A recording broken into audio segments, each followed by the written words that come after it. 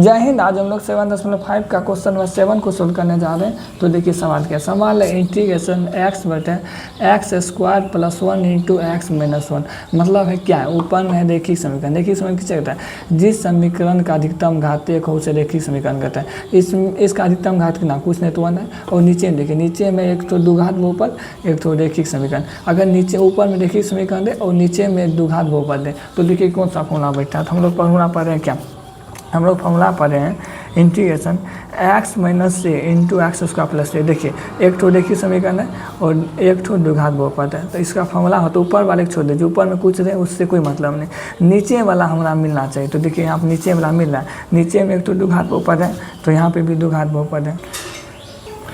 उसके बाद एक ठो रेखिक समीकरण है तो यहाँ पे भी रेखिक समीकरण है। तो देखिए फॉर्मूला पर डायरेक्ट मिल रहा है। तो इसका फॉर्मूला होता है a बटा x minus a plus B x plus c बटा x square plus B x plus c. तो इसको हम फॉर्मूला में बैठा लेते हैं। तो इसका फॉर्मूला क्या होता है, पहले सवाल हम लिख लेते हैं। सवाल है एक्स बटे एक्स स्क्वायर प्लस 1 ही होता है और इंटू में क्या, इंटू में एक्स माइनस 1 डी एक्स ही होता है। तो इसका फॉर्मूला होता है a बटा एक्स माइनस ए बटा एक्स माइनस से, मतलब ए बटा रेखिक समीकरण यही होता। तो यहाँ लिखेंगे ए बटे रेखिक समीकरण क्या, रेखिक समीकरण है एक्स माइनस 1, तो यहाँ लिखेंगे एक्स माइनस 1 प्लस, उसके बाद है बी एक्स प्लस सी बटे द्विघात बहुपद। तो यहाँ पर हम लिख लेते क्या, बी एक्स प्लस सी बटे में क्या, द्विघात बहुपद क्या, x square plus 1 x square plus 1 D x होगा। तो देखिए अगला स्टेप में क्या करते हैं, इंटीग्रेशन एक्स बटे में क्या, एक्स स्क्वायर प्लस 1 इंटू में एक्स माइनस 1 डी एक्स ही होगा। तो आप देखिए एक्स माइनस 1 और एक्स स्क्वायर प्लस 1 का एलसीएम क्या आएगा। देखिए यहाँ पे x माइनस 1 अलग है और यहाँ पे भी एक्स स्क्वायर प्लस 1 अलग है। अगर कभी भी आपको एलसीएम निकालने के लिए बोलता होगा 1/4 और 1/3, 4 और 3 अलग अलग है। अगर अलग अलग रहता है तो इसका गुना कर देते हैं। तो इसी प्रकार ये दोनों अलग अलग है तो इसका हम मल्टीप्लाई करेंगे। तो यहाँ पर हम मल्टीप्लाई कर लेते हैं क्या, x माइनस 1 हो जाएगा और इंटू में एक्स स्क्वायर प्लस 1 और डी एक्स हो जाएगा। तो आगे देखिए ए एक्स माइनस 1 से ए एक्स माइनस 1 कैंसिल होगा, बचेगा कि एक्स स्क्वायर प्लस 1। तो ए इंटू एक्स स्क्वायर प्लस 1 तो क्या होगा, ए इंटू एक्स स्क्वायर प्लस 1 यहाँ हो जाएगा प्लस ई एक्स स्क्वायर प्लस 1 से ई एक्स स्क्वायर प्लस 1 क्या कैंसिल हो जाएगा। तो बचेगा b x plus c but b x plus c और इंटू में क्या आएगा, एक्स माइनस 1। तो एक्स माइनस 1 ही आएगा। तो देखिए x minus 1 into x square plus 1, x minus 1 into x square plus 1, इससे ये कैंसिल और इंटीग्रेशन चिन्ह से इंटीग्रेशन चिन्ह कैंसिल और डी एक्स से यहाँ पर डी एक्स कैंसिल। बचेगा डायरेक्ट, देखिए सब कुछ कटा दिए, बचेगा सिर्फ एक्स बराबर ए एक्स स्क्वायर प्लस 1 प्लस क्या बी एक्स प्लस सी और इंटू में क्या एक्स माइनस 1 नहीं बचेगा। आप देखिए तो यहाँ होगा x बराबर ये a से अंदर गुना कर लीजिए, यहाँ बचेगा a x square plus a plus e b x plus c से x माइनस 1 में गुना कर लीजिए। तो देखिए हम इसको रफ में गुना करते हैं, तो इसको हम गुना करके दिखाते हैं। तो इसको हम यहाँ पे लिख लेते हैं। तो हमको गुना क्या करना है, बी एक्स प्लस सी और इंटू में x minus 1, b x plus c से इसमें गुना करना है। तो देखिए गुना करना क्या किससे करेंगे, ये B x plus B X को यहाँ लिख लेंगे, उसके बाद इसमें क्या एक्स माइनस 1 तो ये एक्स माइनस 1 यहाँ लिखेंगे, यहाँ से बी एक्स लिखें और इसमें क्या बचा प्लस सी, तो प्लस सी यहाँ लिखेंगे, फिर भी एक्स माइनस 1 को यहाँ लिखेंगे, एक्स माइनस 1 यहाँ बना। तो बी एक्स गुना एक्स क्या होगा, b x square minus b x गुना 1 क्या होगा, बी एक्स ही होगा प्लस सी गुना एक्स क्या होगा, सी एक्स प्लस गुना माइनस माइनस यहाँ सी हो जाएगा, ये होगा। तो इसको हम सवाल में लिख लेते हैं, गुना करके हम मेरा ये आया तो हम इसको यहाँ पर लिख लेते हैं। यहाँ होगा क्या, यहाँ होगा b x square minus b x plus c x minus c minus b x plus c x minus c, यही आएगा।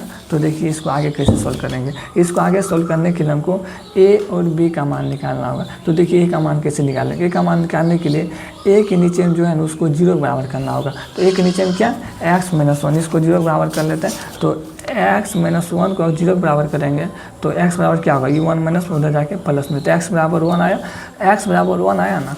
तो x का मान इसमें रख लीजिए, x का मान इसमें रख लीजिए। तो हम इसमें x का मान रख लेते हैं। तो इसको हम रफ में लिख लेते हैं, x बराबर क्या सब आया था, ए एक्स स्क्वायर प्लस जिसमें a x square plus a plus क्या b x square minus b x plus में सी एक्स माइनस सी, यही है x square plus a plus B x square minus b x plus c x minus c, ये आया। तो देखिए x का मान कितना आया 1, तो एक्स का मान यहाँ पर रखते हैं, एक्स के जगह 1 रखेंगे बराबर ए इंटू 1 का whole square plus a plus B into 1 का होल स्क्वायर माइनस बी, यहाँ पे 1 यहाँ प्लस सी इंटू 1 माइनस सी, यही होगा। तो 1 बराबर यहाँ पे ए हो जाएगा प्लस में यहाँ बी हो जाएगा, यहाँ माइनस बी, यहाँ प्लस सी होगा, यहाँ minus c, plus b minus b, plus c minus c cancel. तो 1 बराबर एक ए यहाँ पे एक ए यहाँ पे मतलब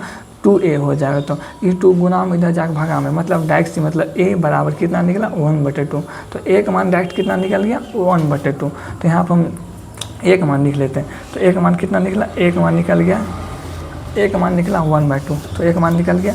आप किसका मान निकालना है, आप b x और c का मान निकालना हो। तो देखिए इसको हम कैसे निकालेंगे, b और c का मान अब हम यहीं से निकाल सकते हैं। तो देखिए पहले b का मान कैसे निकालेंगे। तो सबसे पहले एक्स स्क्वायर का गुणन क्या सब है, एक्स स्क्वायर गुणन एक ठो a है एक ठो b है। अगर एक्स स्क्वायर गुणन का तुलना करेंगे तो a का मान हमको पता ही है, तो b का मान निकल जाएंगे। तो यहाँ पर हम लिख लेते हैं क्या, एक्स स्क्वायर के गुणन का तुलना करने पर। तो यहाँ पर हम पहले लिख लेते a बराबर कितना निकला था 1/2 निकला था, इसको हम लिख लेते कहीं पे। तो देखिए एक्स स्क्वायर का गुणन, इधर एक्स स्क्वायर है इधर एक्स स्क्वायर नहीं, तो यहाँ पे 0 हो जाएगा। अगर एक्स स्क्वायर रहता तो 1 होता, अगर नहीं है तो 0 हो जाएगा। फिर देखिए इधर एक्स स्क्वायर गुणन में क्या a है, तो यहाँ a होगा प्लस, यहाँ पे एक्स स्क्वायर गुणन में क्या b है तो b होगा। उसके बाद कहीं पे एक्स स्क्वायर नहीं है तो वो नहीं होगा।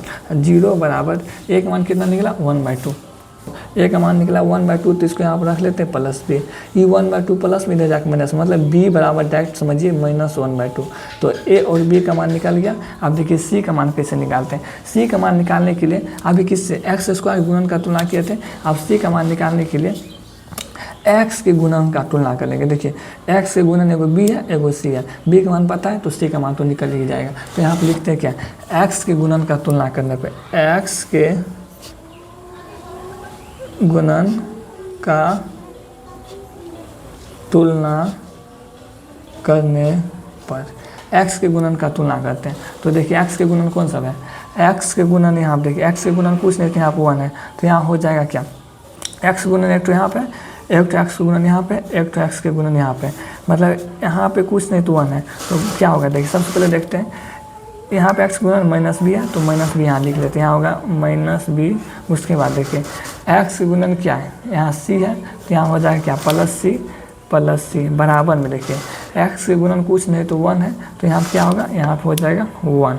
तो देखिए b का मान कितना है -1/2, तो पहले से एक ठो माइनस है माइनस, और b का मान -1/2 प्लस सी बराबर कितना 1 ये होगा। तो देखिए माइनस गुना माइनस प्लस मतलब 1/2 प्लस सी बराबर 1, तो सी बराबर 1, ई 1/2 प्लस में मिला के -1/2, यहाँ पे कुछ नहीं तो 1, तो सी बराबर 2 और 1 के एलसीएम 2 हो जाएगा, तो 2 - 1 हो जाएगा। तो डायरेक्ट सी समझिए सी बराबर सी का मान 1/2 आ जाएगा। तो देखिए एक मान भी 1/2 आया और b का मान आया -1/2 और c का मान आया 1/2। a b और c का मान निकल गया। तो देखिए आप इसको आगे कैसे सोल्व करेंगे, आगे सोल्व करने के लिए यहाँ पर हम लिख लेते हैं समीकरण 1 से। तो यहाँ पर लिखते हैं क्या, समीकरण 1 से। तो समीकरण 1 हम किसको माने थे, समीकरण 1 माने थे इसको a/x - a plus B x plus c बटे एक्स स्क्वायर प्लस 1। तो यहाँ पर हम लिख लेते हैं, तो a/, देखिए समीकरण 1 माना हुआ है ना, तो a/, क्या a/x - a plus B x plus c और बटे में क्या x² प्लस 1 dx। आप देखिए इसको सोल्व तो करेंगे, पहले इसको इंटीग्रेशन बांट देते, a/x - a dx, यहाँ होगा प्लस, यहाँ होगा bx प्लस सी बटे में x² प्लस 1 dx। एक बार बांटे, अब फिर एक बार इंटीग्रेशन बांटना होगा, a/x - 1 dx होगा। अब ये x² प्लस 1 bx को भी दे दीजिए, फिर x² प्लस 1 c को भी दे दीजिए, तो इसको दे देते हैं। तो bx बटे में क्या होगा x² प्लस 1 dx हो जाएगा प्लस इंटीग्रेशन c बटे x² प्लस 1 dx हो जाएगा। तो देखिए यहाँ से देखिए a का मान क्या निकला था अपना लोग का, a का मान निकला 1/2, a का मान कितना निकला, a का मान निकला 1/2। यहाँ से हम a का मान पुट कर लेते हैं, a का मान क्या निकला, a बराबर निकला 1/2 और नीचे में x - 1 dx प्लस। आप देखिए b का मान कितना निकला, b का मान निकला था -1/2, तो b का मान कितना निकला था देखिए बी का मान निकला -1/2। यहाँ पर बी का मान रख लेते हैं, तो बी का मान निकला बी बराबर कितना -1/2 और एक्स तो पहले से और डी एक्स हो जाएगा। और नीचे में क्या, नीचे में x² + 1 ही होगा, प्लस सी के मान भी निकला 1/2 और नीचे में क्या x² + 1 dx ही हो जाएगा। तो आगे देखिए ये 1/2 का इंटीग्रेशन नहीं होगा तो 1/2 को बाहर कर लेते हैं, तो यहाँ कुछ नहीं तो dx बचेगा, dx बटे में x - 1। ये a कैंसिल होगा क्योंकि 1/2 जो है ना a का मान है, तो a लिखे या ना लिखे कोई बात नहीं। तो उसके बाद देखिए ये -1/2 को बाहर कर लीजिए, तो प्लस गुना माइनस, यहाँ -1/2 ओपन बचेगा x बटे x² + 1 dx ही होगा, प्लस ये 1/2 को भी बाहर कर लीजिए, यहाँ बचेगा dx बटे क्या x² + 1 dx ही बचेगा। तो आगे देखिए कैसे सोल्व करेंगे, तो 1 बटे, अभी इसको इंटीग्रेशन नहीं करेंगे, तो 1/2 dx बटे x - 1 -1/2। देखिए ये इसको कैंसिल कर दीजिए, पहले देखिए इसको कैसे सोल्व करेंगे। यहाँ पर इंटीग्रेशन करने के लिए ऊपर में x है, ये x को भगाना होगा, ये x को हम कैसे भगाएंगे, अगर नीचे वालों को z मान लेंगे तो ऊपर वाला x भाग जाएगा, तो इसको हम z मान लेते हैं, z या t कुछ भी मान सकते, तो z बराबर x² + 1, तो dz बराबर क्या होगा 2x, 1 का तो आपको 0 हो जाएगा dx। तो देखिए 2x यहाँ पर सिर्फ x है, 2 तो नहीं है, 2 एक्स्ट्रा हो गया, तो जो इधर है ये गुना में जाएगा भागा में, मतलब हो जाएगा क्या, यहाँ हो जाएगा dz/2 बराबर x dx। तो x और dx किसके बराबर है dz/2। अब इसका हम इंटीग्रेशन कर सकते हैं, तो 1/2 dx बटे में x - 1 और यहाँ क्या -1/2 पहले से, तो यहाँ आप देखिए x और dx किसके बराबर dz/2। यहाँ आप कुछ नहीं तो 1 लिख देते और नीचे में क्या होगा, नीचे में x² + 1 को क्या माने, x² + 1 को z माने, यहाँ z गुना x dz/2 के बराबर है, ये z है और ये 2 है, और उसके बाद 1/2 इंटीग्रेशन dx बटे क्या x² + 1 ही होगा, x² + 1 ही होगा। देखिए 1/x का इंटीग्रेशन क्या होगा, log x मतलब 1/2 log x - 1 ही होगा, माइनस 2 गुना 2 कितना 1/4 हो जाएगा, और उसके बाद log 1/z का इंटीग्रेशन log z होगा, तो log z प्लस 1/2 हम लोग पढ़े हैं इंटीग्रेशन dx बटे x² प्लस, यहाँ कुछ नहीं तो a पे स्क्वायर ले सकते हैं, इंटीग्रेशन dx बटे x² + a², किसका फॉर्मूला होता है, ये फॉर्मूला होता है tan 1x प्लस t हो जाएगा। तो एक स्टेप और करना होगा इसको, तो 1/2 log x - 1 -1/4 log, देखिए यहाँ z है, z का मान लौटा देते हैं, z बराबर हम क्या मानते हैं, z बराबर मान है x² + 1, तो यहाँ क्या होगा x² + 1 और plus 1/2 tan 1x plus c, इसका फाइनल आंसर यही हो जाएगा।